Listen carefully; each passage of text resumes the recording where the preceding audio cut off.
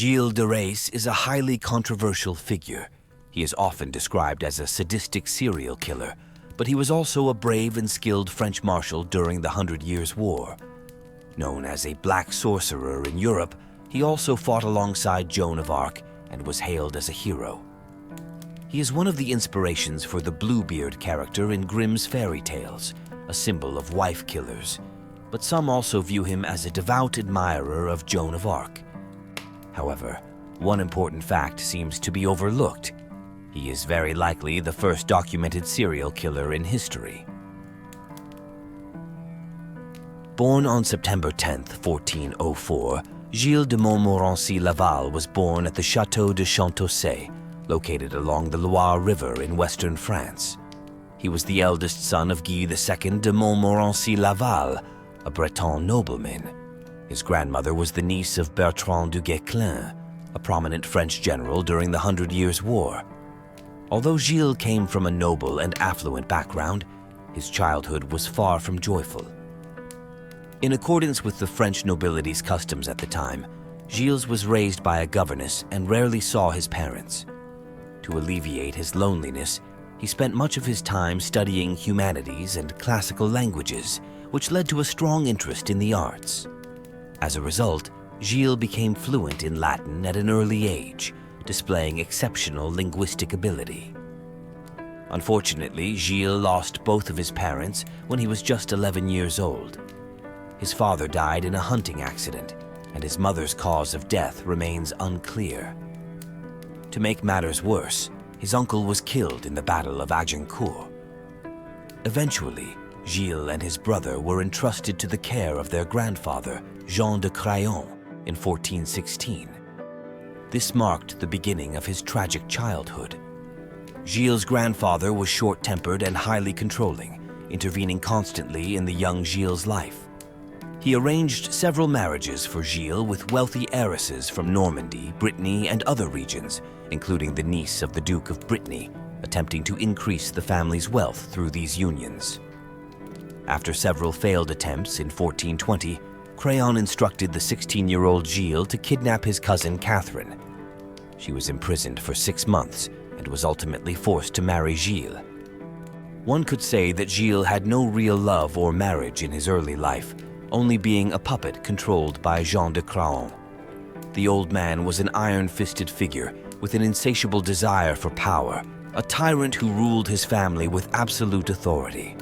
Influenced by his grandfather, Gilles gradually developed a personality marked by cunning, arrogance, and a disregard for consequences. His long years of harsh military training also shaped him into a man of brutal conduct. Though his childhood was unfortunate, Gilles quickly made a name for himself in the political struggles of the Duchy of Brittany. In 1421, at the age of just 17, Gilles led his men to help Duke John of Brittany regain his freedom, earning the Duke's praise. By the time he was 20, Gilles had gained full control over his lands and began handling political affairs on his own, becoming one of the most powerful nobles in Brittany. In October 1425, at the age of 21, Gilles was introduced to King Charles VII of France, who treated him with great respect, marking the official start of his military career. Gilles' brutal and harsh nature gradually began to emerge. He often had all captured English soldiers executed. Out of fanatic loyalty, he showed no mercy even to the pro-English French. Once a pro-English Frenchman fell into his hands, Gilles would immediately execute them for treason without question. Soon, Gilles became accustomed to cruelly dealing with all his opponents, earning a reputation for being ferocious and bloodthirsty. However, in the eyes of the French royal family and Gilles' supporters, his actions, killing enemy soldiers and traitors, were seen as acts of justice, with no wrongdoing. Just as Gilles was preparing to make his mark, his lord, Duke John of Brittany, pledged allegiance to the English king again in 1428. This was a thunderclap for Gilles, as many of his lands back home were now at risk of being seized by pro-English factions. Gilles became anxious and unsettled. However, the arrival of a young woman would change the course of his fate. In 1429, Gilles was sent by the later King Charles VII to oversee the inexperienced Joan of Arc, marking the beginning of his new journey. Joan's victory at the Battle of Orleans became a pivotal turning point in the later stages of the 100 Years' War. However, many of Joan's military achievements should actually be credited to her guardian, Gilles. In May and June of 1429, Gilles, as Joan's subordinate, participated in all the major battles of the French army in the Loire Valley and took on the responsibility of ensuring Joan's safety.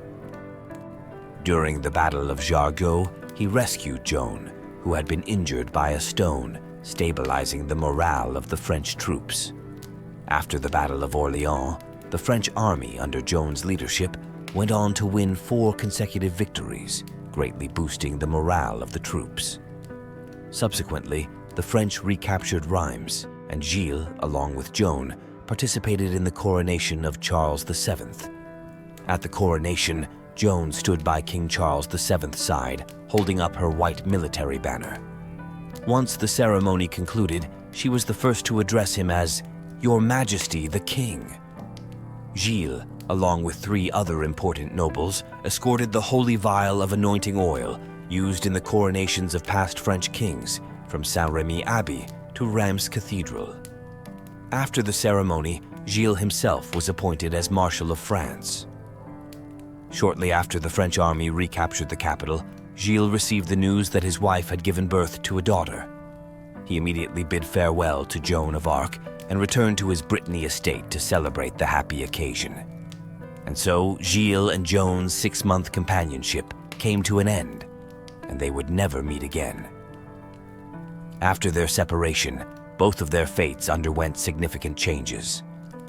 On May 23, 1430, during a small-scale battle, Joan of Arc was captured due to the lack of reinforcements from Charles VII. On May 30th, 1431, a public burning took place at the Old Market Square in Rouen, France, where the Maid of Orleans, Joan, sacrificed her life at the age of 19 in the flames. After Joan's death, Gilles' frequency of battles significantly decreased. Without Joan's admonitions, Gilles once again allowed his men to indulge in pillaging and burning after their victories. Subsequently, due to political struggles, Gilles stopped participating in any battles, and by 1435, he had completely ended his military career. After defeating the English at the Battle of La Roche, Gilles suddenly received the devastating news that his grandfather, Jean de Craon, was gravely ill and on his deathbed. He hurried back to his grandfather's Château de Craon to see the old man one last time. After his grandfather's death, Gilles left his wife and daughter there to live and moved to the Château de Tiffauges, beginning a life of luxurious retirement. Gilles' castle housed over 500 people, including a personal guard made up of 30 knights and 200 heavily armored soldiers. He also lavishly decorated his estate, even commissioning writers and artists to create music and literary works. However, Gilles was poor at managing his finances, and to sustain his luxurious lifestyle, he had to keep selling off his land. Soon, his extravagant spending led to dissatisfaction among his family members. Gradually, Gilles seemed to grow more concerned with religion and his own salvation. In 1433, he funded the construction of a small chapel for the salvation of his soul, which he named the Chapel of the Holy Innocents. He began to use mysticism as a means to salvage his rapidly deteriorating finances, hiring a series of alchemists and sorcerers. According to legend, in the summer of 1439, at midnight, Gilles and his sorcerer Pleret held the first summoning ritual in the banquet hall of Tiffauges Castle. The Baron and 3 of his men opened 4 windows facing different directions, drew symbols on the ground with swords that represented the 4 cardinal points and the 4 elements in black magic, and stood inside them. In the center of the hall was a burning brazier. François, naked except for a black leather cloak, held a magical book called Raziel. While throwing incense, myrrh, and aloe branches into the fire, he swung his sword and beheaded a black lamb.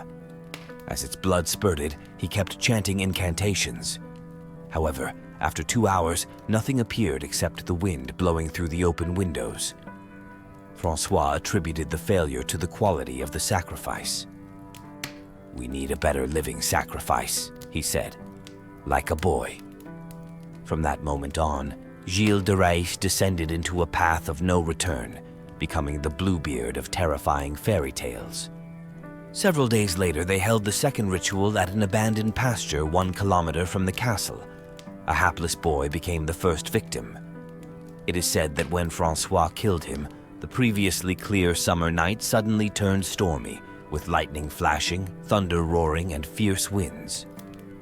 Gilles believed this was an omen of the ritual's success, and he became greatly excited. However, ironically, the bad weather forced them to abandon the outdoor ceremony, and the ritual was prematurely ended. The 2 consecutive failures infuriated Gilles de Rais, and the charlatan sorcerer Francois Pleret, fearing that Gilles might lose faith in him, performed a so-called Hell's Pact ritual and encouraged him to continue his killings. "The more blood on your hands, the easier it is to make contact with the underworld.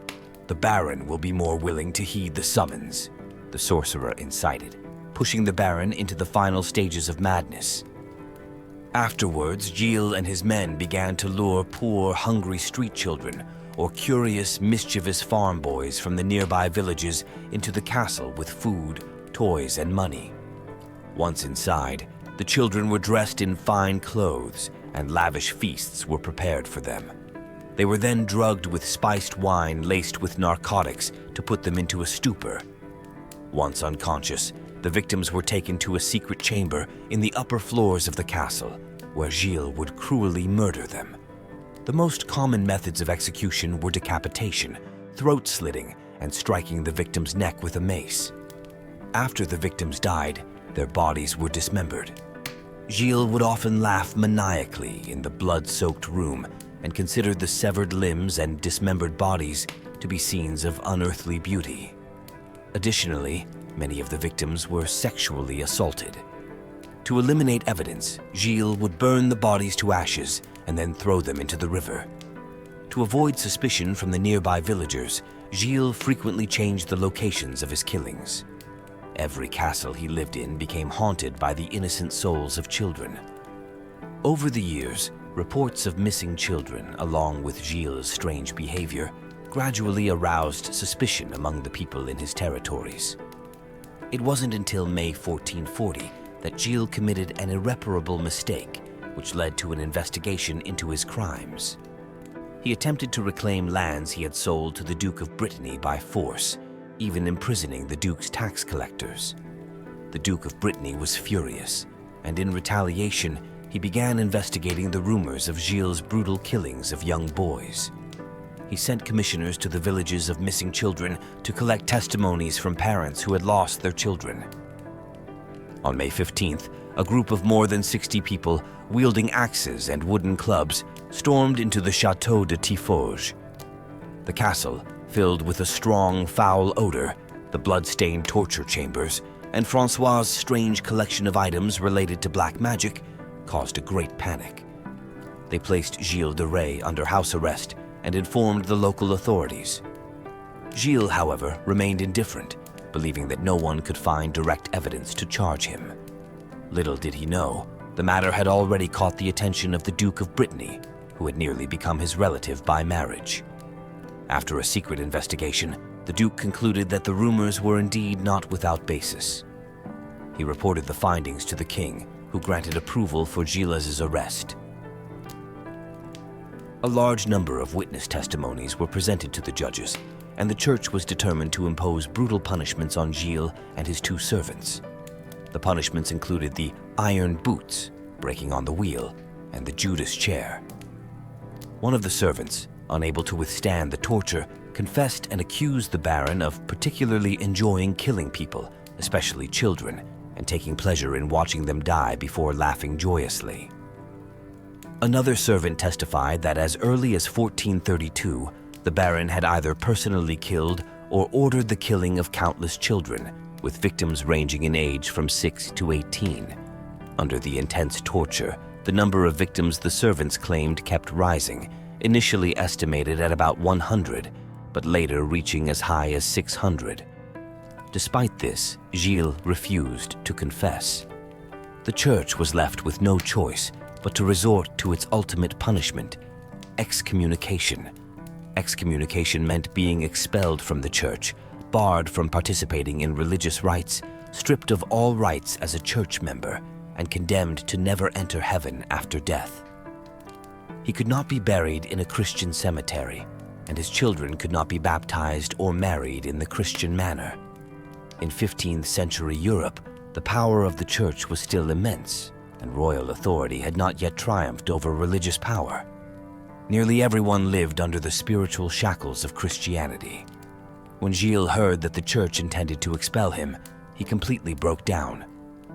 Those who were excommunicated were isolated and abandoned by both the church and secular society. Their vassals and allies were allowed to revoke their oaths of loyalty and support. What is life for someone who has been cast out like this? Compared to dying by confession, the social death brought by excommunication was something Gilles could not accept. On October 15, 1440, during his trial, Gilles first pleaded with the church to revoke the excommunication. After receiving a positive response, he confessed to all of his crimes. Under the threat of torture and faced with numerous pieces of evidence, Gilles confessed to heresy, sodomy, and the murder of over 100 children. He described how, over nearly a decade, his servants had kidnapped dozens of children for ritualistic torture, and he made a final confession before his death. The secular court convicted him of kidnapping, murder, and the abuse of power without the Duke's permission. The ecclesiastical court convicted him of heresy, sodomy, and crimes against the interests of the church. On October 26, 1440, Gilles pleaded with the judges to sentence him to the execution that no one at the time would willingly accept, burning at the stake. The Inquisition agreed to this request only partially. He was first strangled, and then his body was burned in public. It is said that before his execution, Gilles delivered a long sermon to the large crowd gathered at the scene, condemning the uncontrolled sins of youth. He admitted his crimes to the crowd and admonished them to strictly educate their children and remain loyal to the church. He was then executed. Considering his noble status, part of his remains was allowed to be reclaimed by his family for burial. Gilles' remains were claimed by 4 noble ladies and buried according to Catholic rites at the monastery of Notre-Dame-de-Combe in Nantes. The church that housed his remains was destroyed during the French Revolution, and thus he has been completely erased from the world. Later, stories of demons were written that closely linked Gilles to devils, murderers, heretics, and other dark figures. Gilles' story quickly spread across the European continent. In a book written in the 16th century titled The Justice and Courts of France, a legend was recorded. When his body was set on fire, many of the onlookers heard it emit pitiable moans, as if it could still feel the agony of the flames. The 36-year-old marshal of France thus perished in the flames. He became the model for the Bluebeard Count in fairy tales, forever symbolizing evil and depravity. In 1891, French writer Joris Karl Huysmans further portrayed him as a full-fledged vampire in his novel. After Gilles' death, a tradition supposedly emerged in the Nantes region where parents would whip their children on the anniversary of his execution, perhaps as a way to remind them of the gravity of his sins and his repentance. It is believed that this practice survived for over a century after his death. Even today, hundreds of years after Gilles' death, the controversy surrounding him continues to be discussed. Many people believe that Gilles was wrongfully accused. This even includes Voltaire, who wrote an article expressing his reservations about Gilles' guilt. He believed that during the Middle Ages, trials for witchcraft and heresy were blind and ignorant, and that the accused were likely to be forced into confessions under duress. In Brittany, many locals believed that Gilles was the victim of a church conspiracy, and that he was falsely accused because of his immense wealth and his political connections with Joan of Arc. Furthermore, Gilles' body was buried in a monastery. If he truly was a pagan or a devil worshipper, why would the church have accepted his remains? These are all points worth considering. However, there are those who firmly believe that Gilles was guilty, arguing that contemporary records clearly indicate that the bones and remains of victims were unearthed from his castle, and such documents cannot be false. With irrefutable evidence, Gilles cannot escape his crimes. The only point of contention is the number of victims. Regardless, Gilles is a murderer, and his execution and the confiscation of his property were well deserved.